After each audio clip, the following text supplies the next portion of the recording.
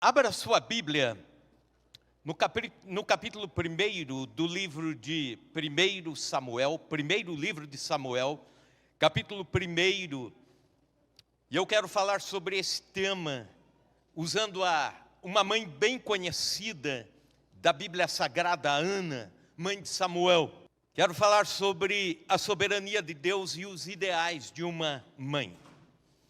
Nós vamos ler até o versículo 20, capítulo 1, do 1 ao 20.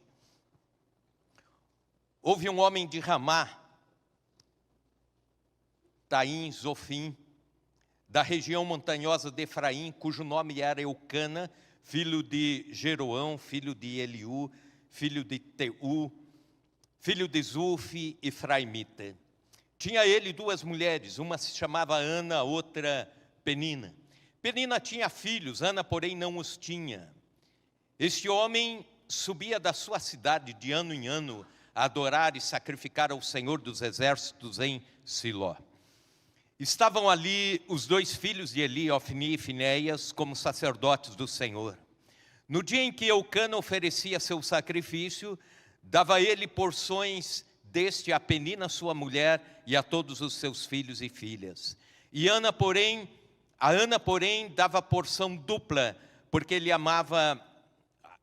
amava ainda, mesmo que o Senhor a houvesse deixado estéril. A sua rival a provocava excessivamente para a irritar, porquanto o Senhor lhe havia cerrado a madre. E assim o fazia ele de ano em ano, e todas as vezes que Ana subia à casa do Senhor, a outra a irritava, pelo que chorava e não comia. Então Eucana, seu marido, lhe disse: Ana, por que choras? E por que não comes? E por que estás de coração triste? Não te sou eu melhor do que 10 filhos?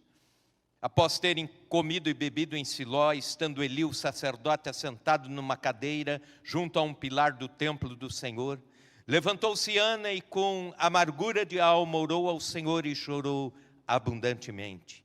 E fez um voto dizendo: Senhor dos exércitos, se benignamente atentares para a aflição da tua serva, e de mim te lembrares e da tua serva não te esqueceres, lhe deres um filho, varão, ao Senhor o darei por todos os dias da sua vida, e sobre a sua cabeça não passará navalha. Demorando-se ela no orar perante o Senhor, passou Eli a observar-lhe o movimento dos lábios, porquanto Ana só no coração falava, seus lábios se moviam, porém não se lhe ouvia voz nenhuma, por isso Eli a teve por embriagada. E lhe disse: até quando estarás tu embriagada? Aparta de ti esse vinho. Porém Ana respondeu: não, Senhor meu, eu sou mulher atribulada de espírito. Não bebi nem vinho, nem bebida forte, porém venho derramando a minha alma perante o Senhor. Não tenhas, pois, a tua serva por filha de Belial, porque pelo excesso da minha ansiedade e da minha aflição é que tenho falado até agora. Então lhe respondeu Eli: vai-te em paz, e o Senhor de Israel te conceda a petição que fizeste. E disse ela: ache a tua serva mercê diante de ti. Assim a mulher se foi seu caminho e comeu, e o seu semblante já não era triste. Levantaram-se de madrugada, adoraram perante o Senhor e voltaram e chegaram à sua casa em Ramá. Eucana coabitou com Ana, sua mulher, e lembrando-se dela o Senhor, ela concebeu e passado o devido tempo teve um filho, a quem chamou Samuel, pois dizia: do Senhor o pedi.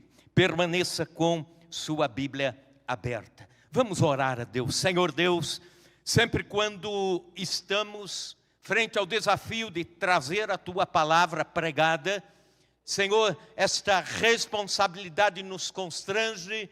Senhor, esta responsabilidade nos enche o coração, a mente, a alma de temor e tremor do Senhor. E eu peço a Deus que pregando a tua palavra, não por causa do pregador, mas pela ação do teu Espírito, pessoas sejam tocadas, mentes sejam tocadas. Ó Deus, irmãs, mães, sejam abençoadas com a tua palavra pregada, reanimadas, restauradas para a glória do Senhor. Amém e amém. Ana sonhava com um filho, era um sonho. No entanto, além de um sonho pessoal, muito além de um sonho pessoal, Deus tinha um propósito, um plano para toda a nação de Israel. Ana queria um filho. Deus já estava preparando um profeta que mudaria os rumos da nação de Israel. Talvez, mãe, você tenha sonhos e ideais, mas você talvez não saiba que por trás de alguns ideais que você tem, humanamente falando, ideais pessoais, sonhos pessoais, Deus esteja planejando algo muito maior para a sua vida, para a sua maternidade. Para você a maternidade é um sonho. Para aquelas mães que já são mães, ou para aquelas que serão mães, as futuras mães, mas para Deus, isso pode ser um projeto muito maior, que a gente chama na palavra de Deus de decreto de Deus, ou propósito de Deus. E essa narrativa nos faz entender muito bem o que eu quero dizer. Sobre essa narrativa me sobrevêm 3 pensamentos a respeito de Ana, a respeito do choro de Ana, a respeito da oração de Ana, do constrangimento do coração, da amargura de alma da Ana, pedindo a Deus um filho, porque ela era estéril. E Deus concede, Deus dá, mas muito mais do que um projeto pessoal, estava um projeto de Deus. 3 pensamentos sobre isso. Primeiro pensamento é que os propósitos de Deus a uma mãe não excluem os processos difíceis. Por vezes nós pensamos assim, Deus está nisso, então será tudo mais fácil. Como Deus está dirigindo, então será céu de brigadeiro. E não é bem assim.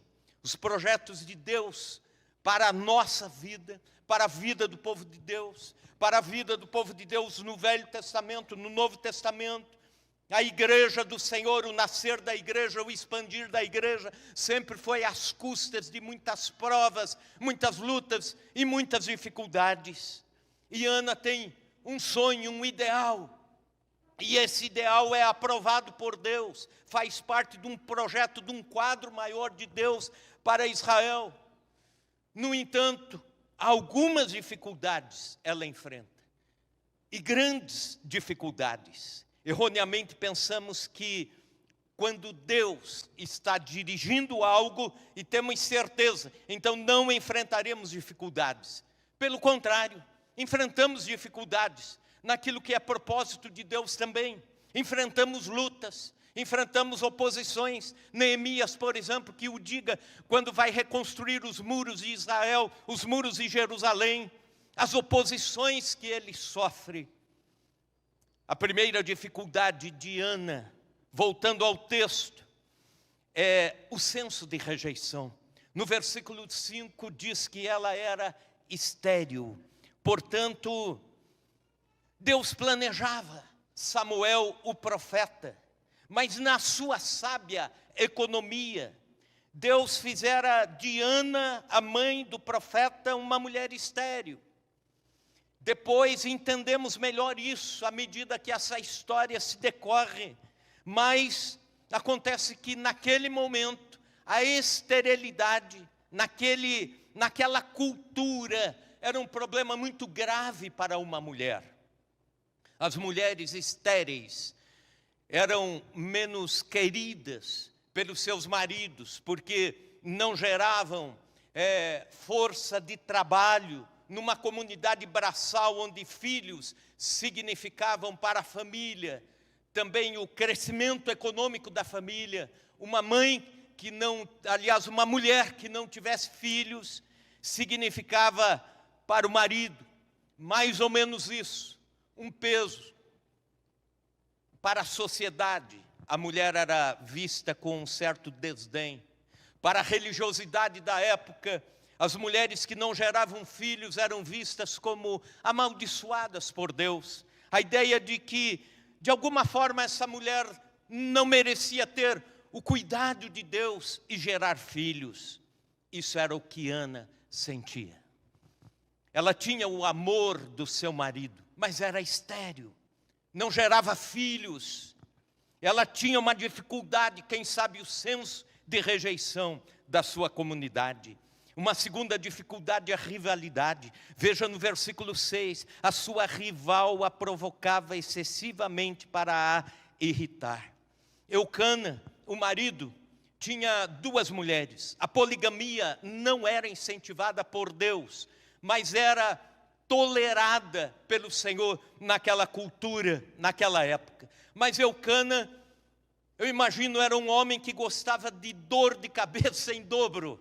Ele tinha 2 mulheres. A Penina, cujo nome significa estéril, cujo nome significa fértil, e Ana, cujo nome significa graciosa. Agora, a Penina era uma mulher provocadora, diz o versículo bíblico. Ela tinha filhos de Eucana, mas não tinha o amor do seu esposo.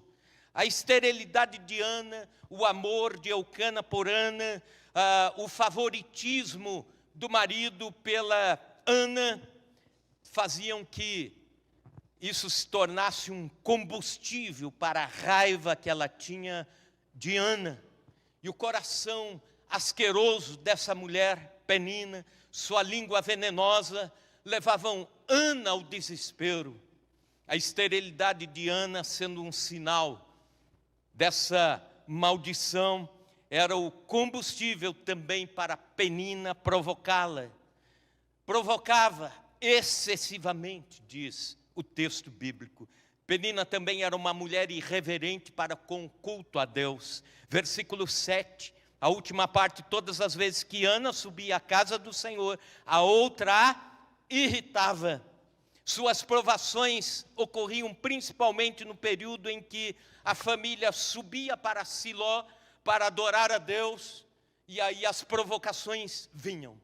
Sabe aquela situação assim onde quanto mais você busca Deus, mais irritações você sofre de alguma forma, e você diz: será que eu estou no caminho certo? Eu imagino Ana pensando exatamente isso.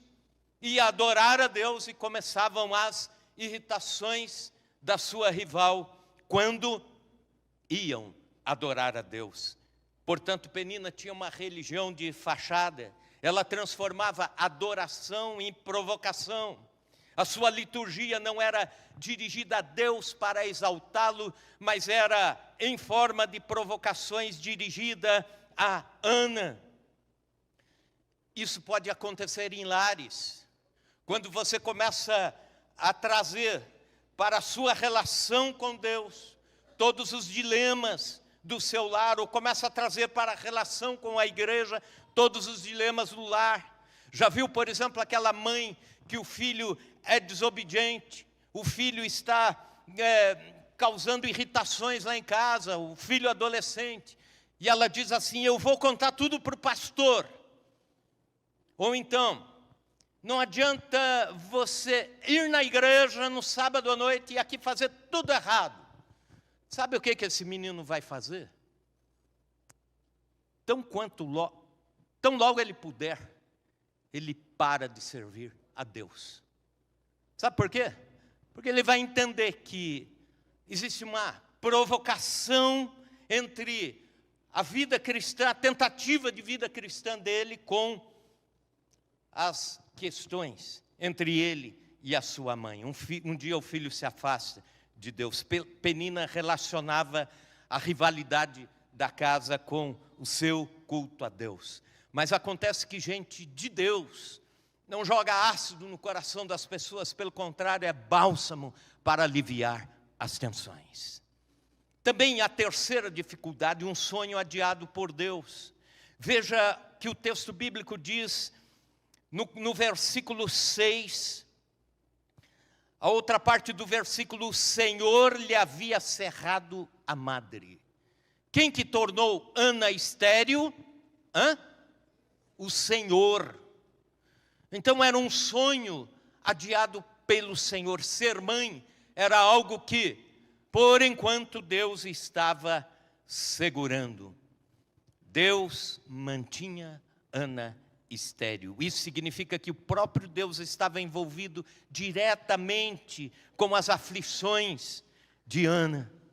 Podemos até nunca vir a saber como Deus usa as nossas amargas provações da vida para o nosso bem, para glorificá-lo, mas é fato isso. Romanos 8, 28, todas as coisas cooperam para o bem daqueles que amam a Deus e são chamados segundo o seu decreto.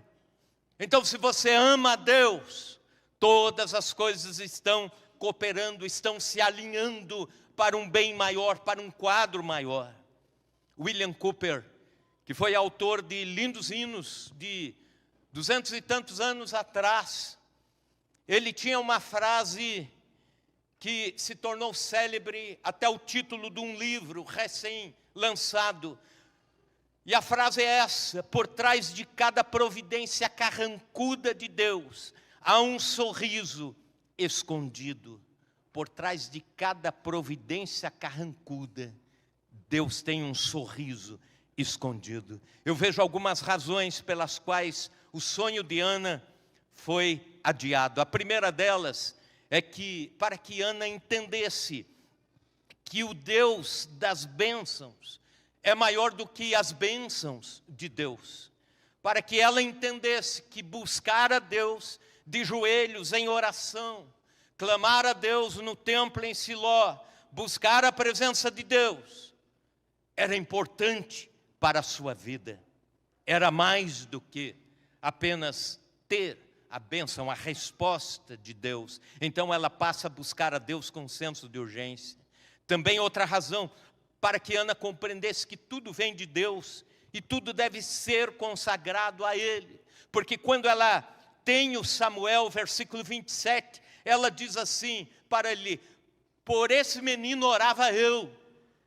Então, ela vê a resposta de oração, a resposta do seu clamor como dádiva de Deus.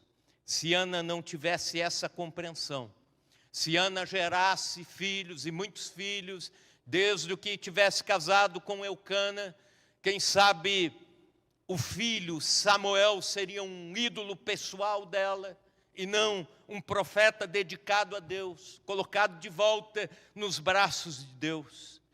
Ela não quer apenas ter um filho, mas um filho para Deus.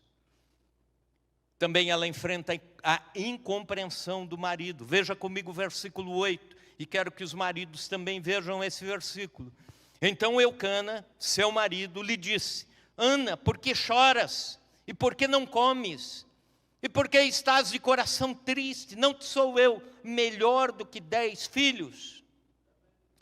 Eucana parece carinhoso, mas sem discernimento, né? A mulher está chorando porque não tem filhos, e ele diz: eu não sou melhor do que 10 filhos, né? Eu estou aqui, Ana, mas não é por ter ou não ter um bom marido que ela está chorando. Ela está chorando porque não tem filhos. Eucana é um excelente pai de família, quem sabe um crente exemplar, mas, como diz a moçada, é um tongo-mongo para discernir os contornos do coração da sua esposa numa crise existencial.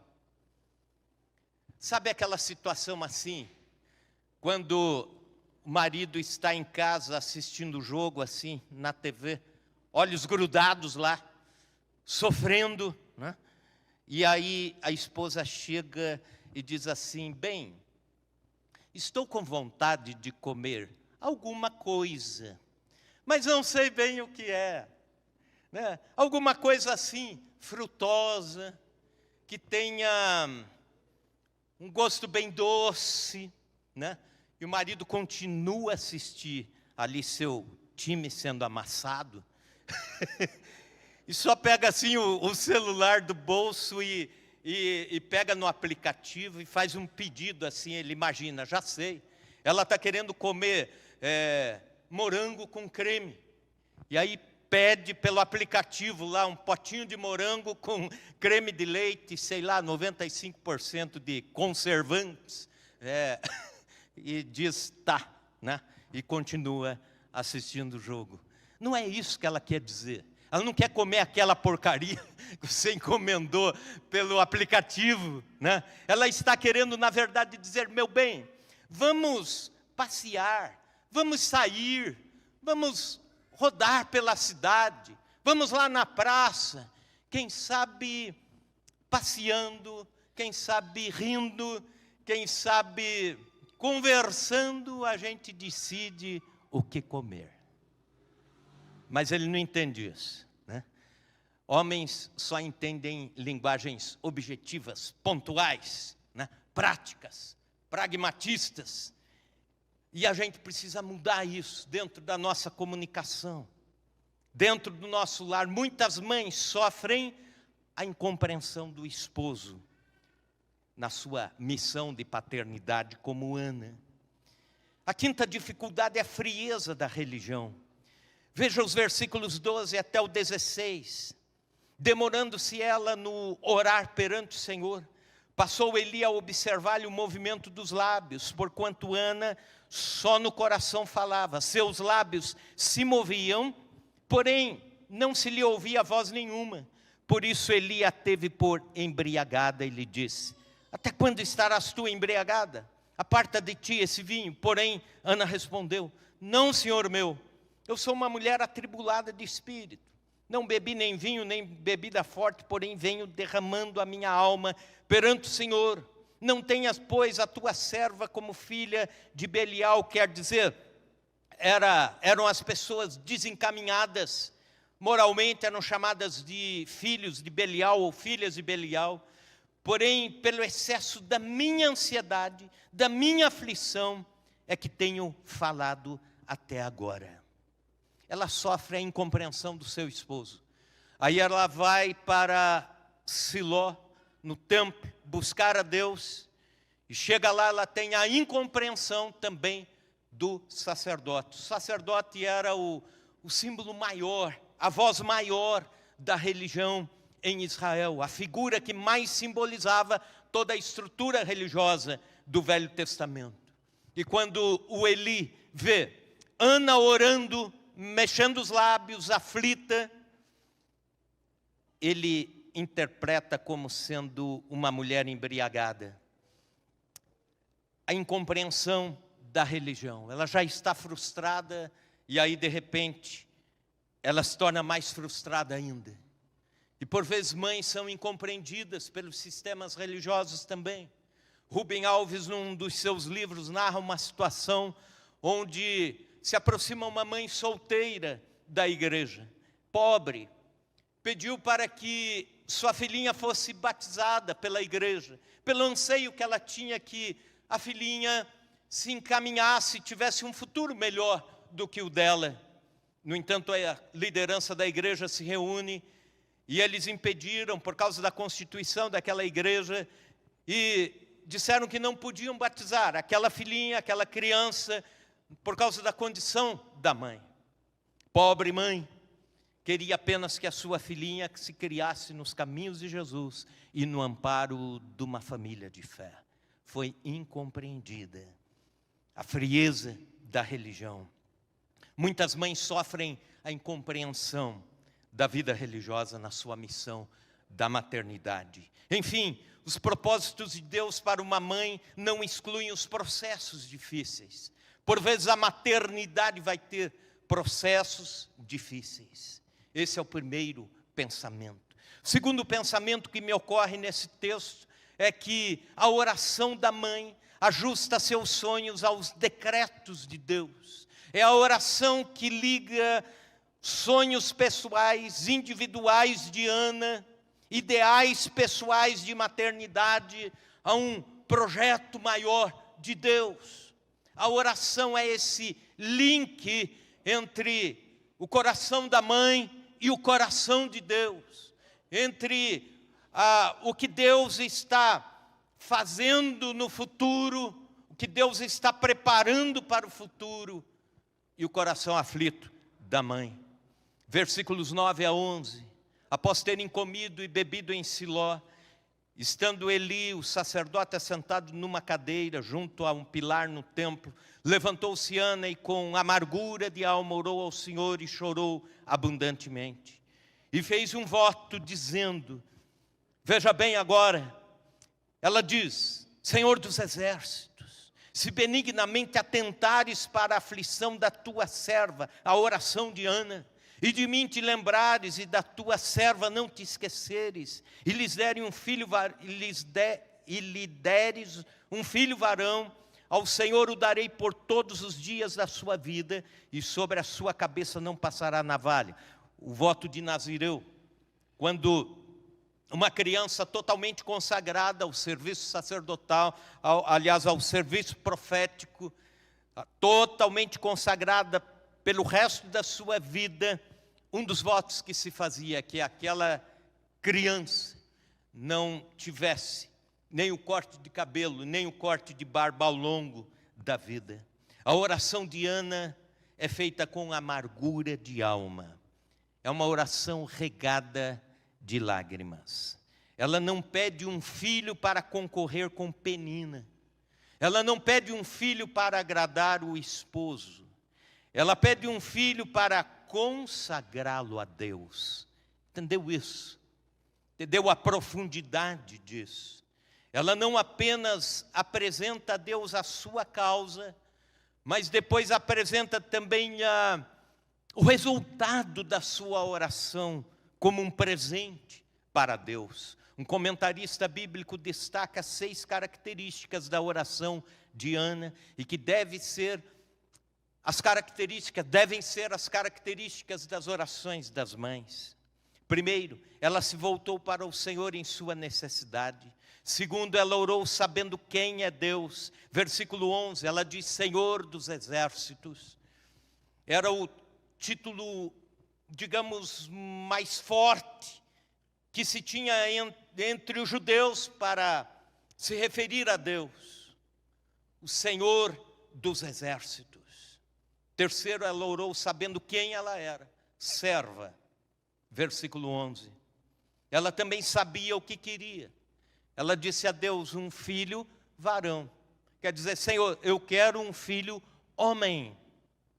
E ela também orou com confiança, porque sabia que os motivos pelos quais ela estava orando eram certos. E ela disse, Senhor, se tu me deres, eu dou para ti, para a tua obra, eu dou o meu filho, ofereço, consagro ao Senhor por todos os dias da minha vida. Sexta característica, ela orou fervorosamente e abriu o seu coração ao Senhor.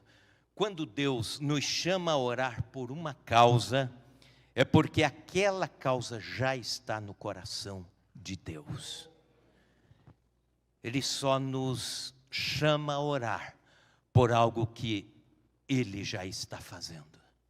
Aí você pergunta, se a oração não muda o coração de Deus, não muda a ação de Deus, se a oração não muda o futuro naquilo que Deus já predeterminou, por que eu devo orar?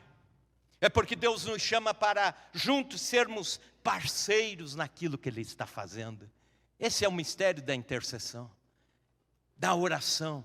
Você e eu sermos parceiros de Deus em projetos maiores que Ele mesmo está fazendo e nos chama para conversar com Ele sobre aquilo que Ele está para fazer. Que maravilha! Quando falo sobre isso e quando falo sobre a maternidade, lembro-me de um nome que eu creio as irmãs aqui da igreja já conhecem, o nome de Susana Wesley. Lá pelos idos dos anos 1700, em Inglaterra, ela era esposa de um pastor anglicano, teve 19 filhos, orava com cada um todos os dias, orava muito, orava sempre, um historiador escreveu sobre o cotidiano de Susannah Wesley, dizendo o seguinte: cuidar da casa e criar tantas crianças tornaram esse compromisso quase impossível de se cumprir. Isto é, o compromisso da oração. Ela tinha hortas para plantar, vacas para ordenhar, aulas de seus filhos para ensinar em casa, uma casa cheia, inteira, para cuidar. Assim, em vez disso, em vez de desistir, ela decidiu dar ao Senhor 2 ou 3 horas por dia em oração.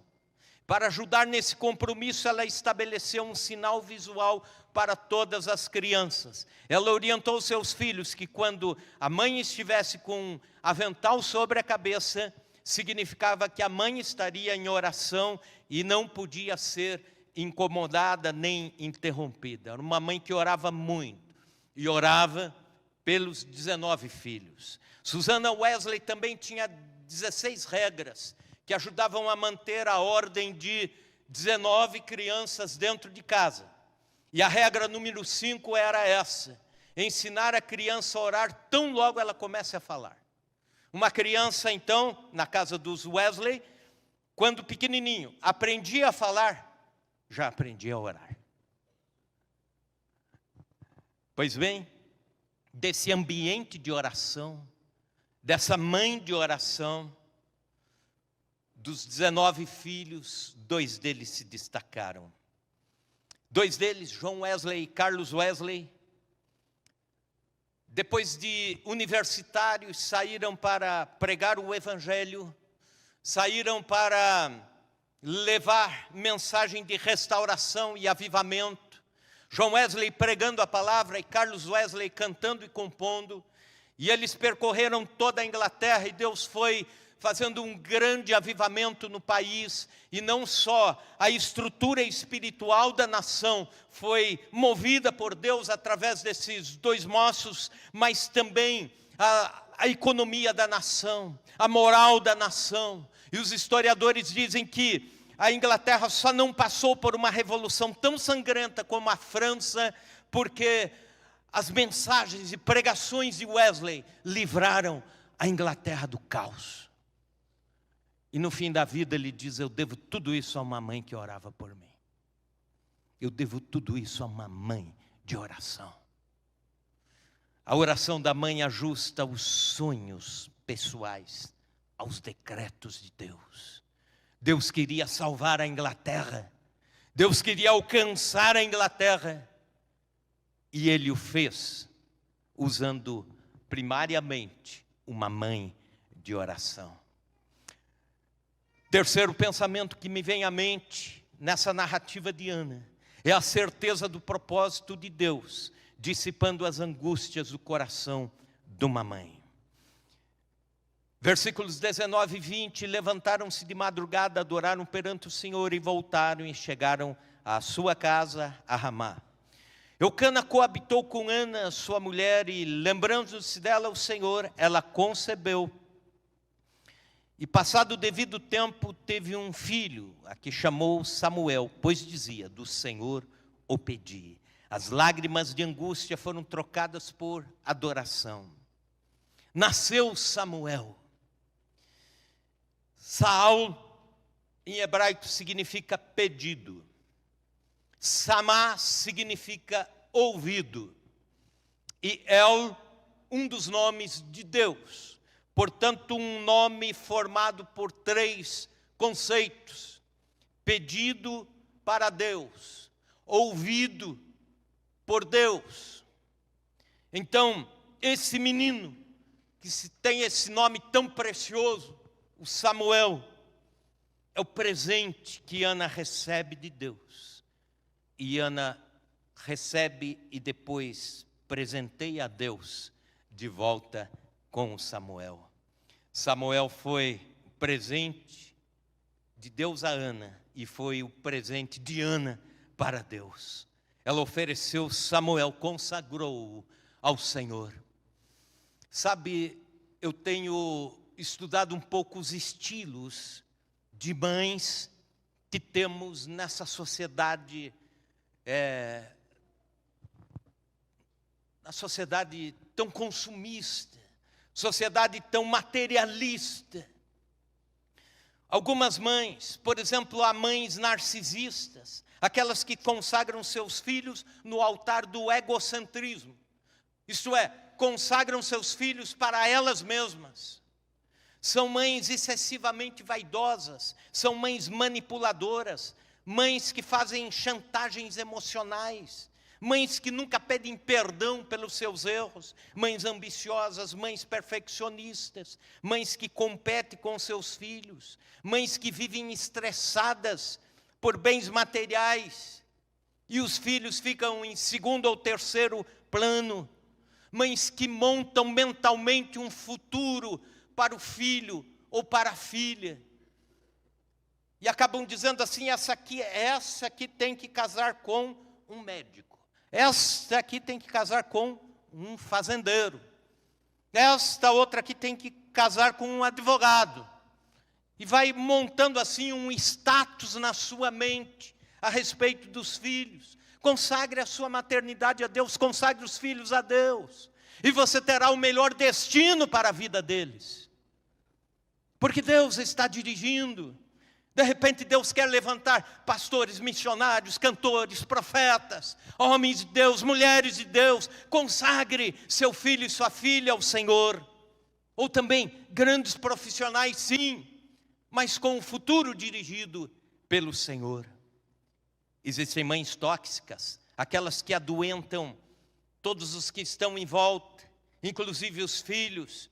São as mães superprotetoras, dominadoras, aquelas que dizem assim: meu filho só vai namorar depois que fizer a faculdade, depois que fizer um intercâmbio cultural lá na Europa, depois que fizer o mestrado, o doutorado e tiver um bom emprego. Sabe quando isso vai acontecer? Quando o filho tiver 45 anos de idade. É por isso que nós estamos vivendo uma geração de meninos com 30 anos aí ainda jogando videogame e nem aí com a vida. Consagre seus filhos a Deus. Deixe Deus traçar os planos. Pergunte para Deus. Seja parceira de Deus no futuro das crianças. As mães tóxicas invejam suas filhas, criam filhos exibindo-os para a sociedade, mas em casa cobram perfeição, e isso vira um fardo na vida de crianças e adolescentes. Nunca permitem que a escola ou que a igreja corrija seus filhos. Quer aliviar esse fardo? Consagre a Deus e diga: Senhor, que os teus propósitos eternos se cumpram a partir do meu pobre coração de mãe. Que os desejos do meu coração sejam os teus planos e propósitos para o meu filho, para a minha filha. Ore assim, ore pelo futuro, ore para que Deus dê os cônjuges certos para os filhos e filhas no futuro, para que Deus dê a profissão certa, para que Deus coloque nas faculdades certas, na educação. Ore, clame a Deus, busque a Deus pela família, pelas crianças, pelos jovens. A certeza do propósito de Deus dissipa as angústias do coração de uma mãe. Uma mãe que reconhece que o filho ou a filha está nos propósitos de Deus, ela tem o coração descansado. Primeiro pensamento: os propósitos de Deus a uma mãe não excluem os processos difíceis, aquelas dificuldades das quais falei. Segundo pensamento: a oração de mãe ajusta os sonhos da mãe ao decreto de Deus. Terceiro, a certeza do propósito de Deus dissipa as angústias do coração de uma mãe. Eu quero convidar a igreja, vamos ficar em pé. E eu quero terminar fazendo menção a uma pequena parte do livro Mães Intercessoras. cujo autor é Reverendo Hernandes Dias Lopes. E ele conta um pouco da sua história e como a sua mãe trabalhou na construção da sua vida espiritual e ministério. Ele diz: eu nasci num lar pobre. Minha mãe era praticamente analfabeta. Ela nunca se assentou num banco da escola. Ela aprendeu a ler sozinha na Bíblia. Quando ela estava grávida do seu último filho, ficou enferma. Ela morava numa região rural onde não havia carro nem estradas. A única maneira de socorrer um doente era carregá-lo de padiola, aquele lençol amarrado num varal, por mais de 20 quilômetros, onde morava um farmacêutico. Meu pai entendeu que minha mãe não aguentaria esse tipo de viagem. Então, ele resolveu chamar o farmacêutico. Minha mãe já estava à beira da morte. Quando ele a examinou, disse para o meu pai: este caso não tem solução, ela vai morrer. Diante da perplexidade do meu pai, ela disse que a única solução para poupar a vida dela era provocar um aborto. Ele disse, o farmacêutico, e sacrificar a vida da criança. O farmacêutico foi categórico: se ela continuar com a gravidez, morrem ela e a criança. Minha mãe ouviu a conversa, chamou o meu pai, reuniu todas as forças que ainda lhe restavam e disse ao seu ouvido: eu prefiro dar a minha vida pelo meu filho. Eu morro, mas não quero que ele morra. Se ele tiver que morrer, então eu morrerei junto com ele. Naquele momento de angústia, minha mãe fez um voto a Deus dizendo: Deus, se o Senhor poupar a minha vida e a vida do meu filho, eu o consagro ao Senhor para ser um pregador da tua palavra, um pastor de almas. Deus ouviu a minha mãe e eu nasci. Cresci na roça e desde cedo comecei a trabalhar na lavoura. Onde eu morava só tinha uma escola primária, não havia como prosseguir os estudos. Mas eu tinha um grande sonho, eu queria estudar. E Deus abriu as portas e aos 12 anos de idade saí da casa dos meus pais e fui para a cidade estudar. Meu grande sonho era ser advogado e político. E quando eu tinha todos esses sonhos fervilhando em minha mente, aos 18 anos, Deus me chamou para o ministério. E aí ele disse: minha mãe nunca havia me contado o seu compromisso com o Senhor, porque ela queria que Ele próprio me chamasse e confirmasse no meu coração a vocação ministerial. Minha querida mãe morreu em 28 de novembro de 1995. Mas antes de partir para o Senhor, ela me chamou à sua casa e contou-me que minha vida era um fruto de sonho e de compromisso assumido entre ela e Deus. Então abracei minha mãe e chorei, dizendo-lhe: mãe, hoje a senhora me ensina a maior lição da vida. Estou agora certo de que muito mais importante do que realizar meus sonhos é realizar os propósitos de Deus, os propósitos do coração de Deus. O que hoje sou, devo à minha mãe. Ela ousou consagrar-me a Deus. E não há melhor lugar no mundo para estar do que o centro da vontade de Deus.